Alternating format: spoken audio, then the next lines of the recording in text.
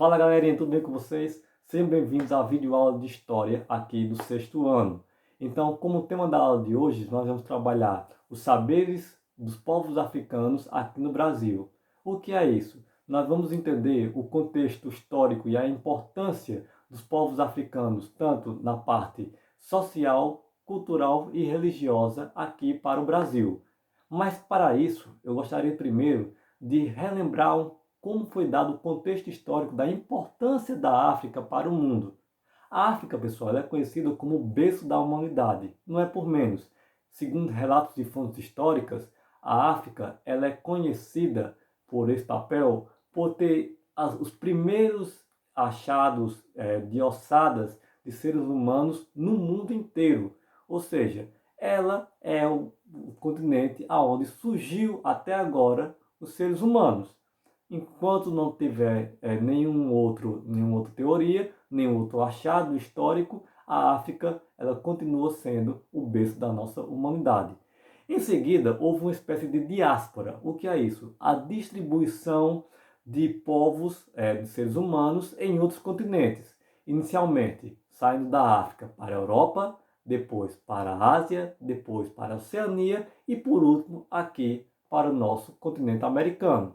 Relembrando aquelas duas teorias que nós vimos sobre o povoamento aqui na nossa América. Primeiro, a teoria do Estreito de Bering, onde os povos saíram da África, chegando até o norte da Europa, isso na Era do Gelo, e onde ocorreu um congelamento da água que fez uma ligação de uma ponte entre a Europa ao norte da África. Então esses povos passaram por essa ponte e aí começaram a povoar o norte da América, em seguida o restante do nosso território americano.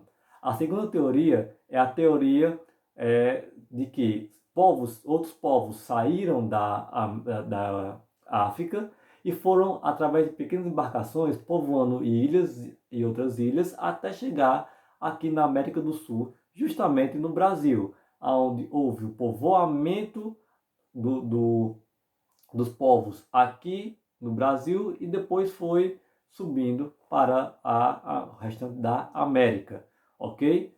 Agora nós vamos ver o contexto geográfico da África. A África ela é tradicionalmente conhecida por ser dividida entre duas grandes regiões. Primeiro, a África do Norte, conhecido como a África do Saara, esse nome dado devido à localização do deserto do Saara, e a África subsaariana, que é localizada no centro-sul da África. E por que essa importância? Porque, socialmente falando, pessoal, na África subsaariana, ela era conhecida por ter o sistema de patriarcado. E o que é sistema de patriarcado? O poder da liderança na mão do homem e passado hereditariamente de pai para filho mais velho homem, sempre mais velho homem. O papel da mulher era reduzido somente ao papel familiar e de afazeres domésticos. Isso vai influenciar também em outros povos, certo? Só que a África ela é conhecida mundialmente por também ter grandes impérios. O principal império da África, como vocês conhecem, é o Egito da África Antiga. Ora, o Egito ele foi considerado um dos maiores impérios do mundo antigo. Bom, na África subsaariana, nós tínhamos três principais povos, vamos dizer assim, impérios, que tinham um sistema político social um pouco diferenciado do restante do mundo, que era os impérios de Mali, Gana e de Songhai. Esses três impérios, eles tinham um sistema de escravidão. E o que é isso? Eles escravizavam pessoas em dois tipos, ou por dívidas ou por escravos de guerra. Ou seja, se você devesse a alguém, você teria que, se não pudesse pagar, virar serviçal sem receber nenhum tipo de dinheiro, nenhum tipo de remuneração. Ou escravo de guerra. Se estivesse numa guerra e você fosse capturado, você era obrigado a trabalhar como escravo para aquela população que lhe rendeu. Bom, E qual é o contexto, qual é a importância disso para o nosso contexto social? É muito simples. Os povos portugueses, quando colonizaram grande parte da África, eles chegaram a esses três impérios e aí começaram a negociar a compra de escravos para trazer aqui para o Brasil. Lembrando que o Brasil ele era colônia de Portugal naquela época.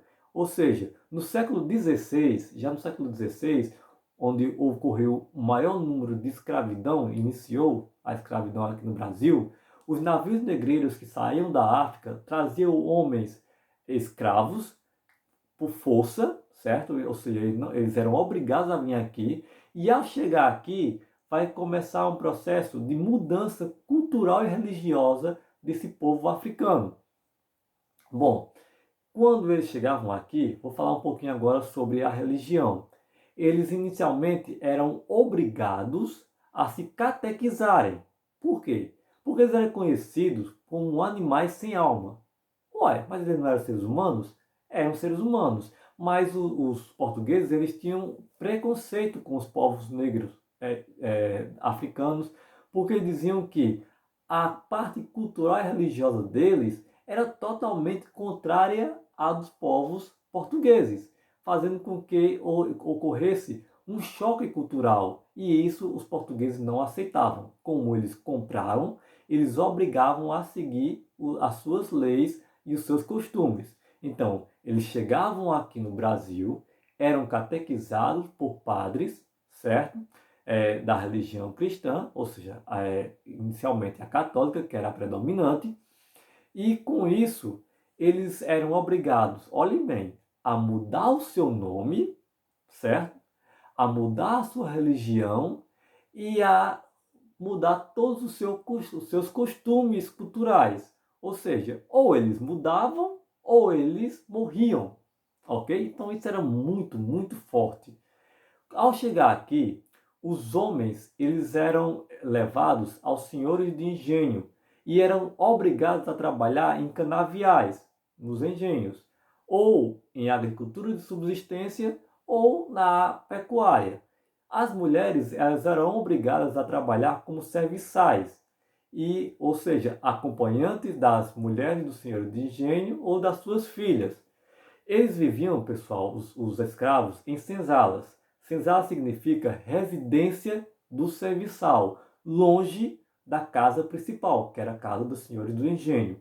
Bom, e aí existiam sempre conflitos entre os escravos e os senhores de engenho, porque eles não aceitavam, não era fácil, claro. Quem é que gostaria de aceitar assim facilmente ser escravo, sair do seu país de origem para um país desconhecido, trabalhar de forma obrigatória, levando chicotadas, sendo torturados e até mesmo mortos se não cumprisse com o seu dever.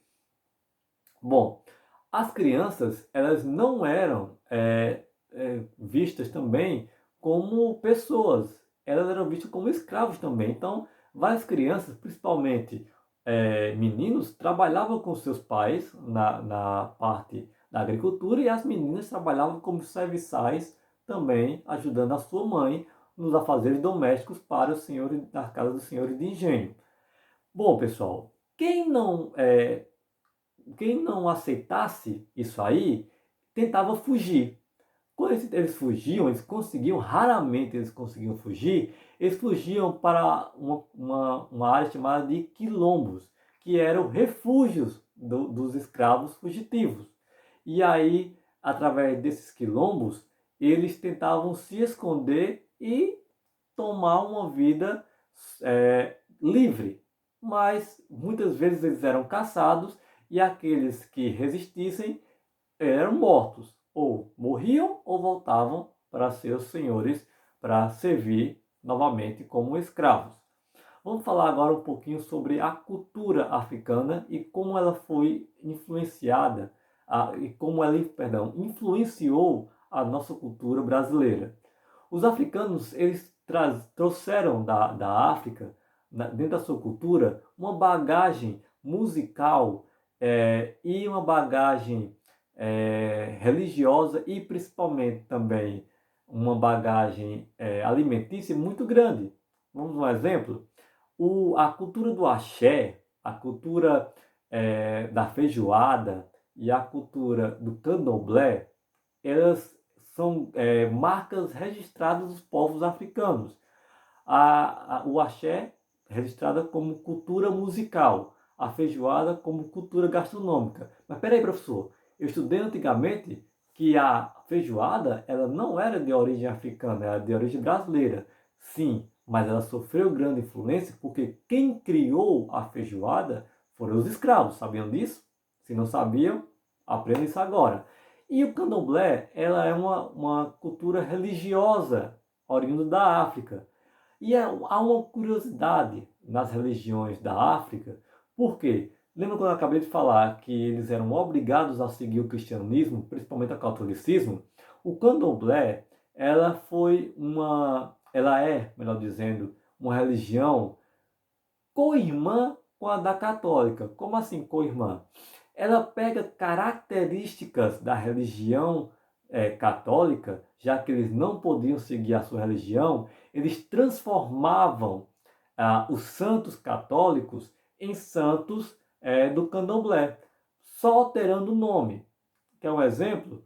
A Iemanjá, ela é uma deusa do candomblé, mas de origem Nossa Senhora aqui na religião católica. Entre outros, pessoal, São Jorge também ele tem um nome da cultura da religião africana, entre outros.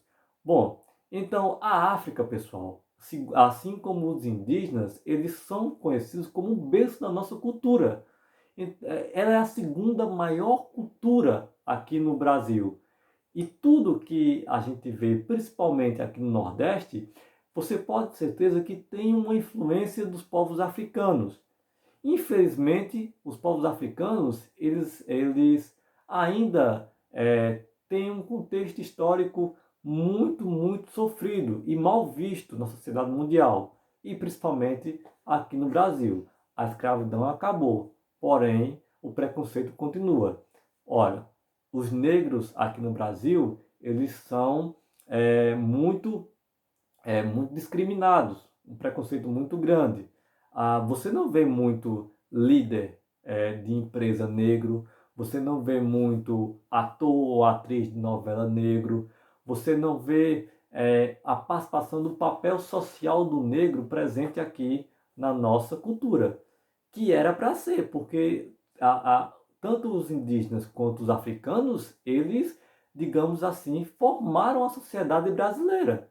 Então, infelizmente, há essa disparidade devido ao preconceito histórico da sua chegada aqui no Brasil, através dos portugueses.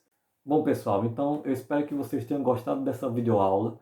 Aqui embaixo eu deixei um vídeo explicativo também, um material de apoio, que vai dar um suporte teórico a vocês, bem ilustrativo, em forma de desenho, bem legal, sobre os povos africanos. Aqui em cima, vocês vão ter na descrição as páginas que deverão ser estudadas sobre esse capítulo e a atividade que deverá ser realizada. Pessoal, vamos nos atentar bem a fazer a atividade, a fazer a leitura bem, bem detalhada e, principalmente, vamos cumprir com os prazos estabelecidos para as atividades. Bom, por hoje é só.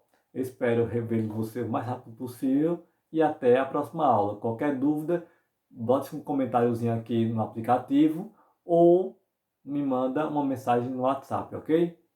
Beijos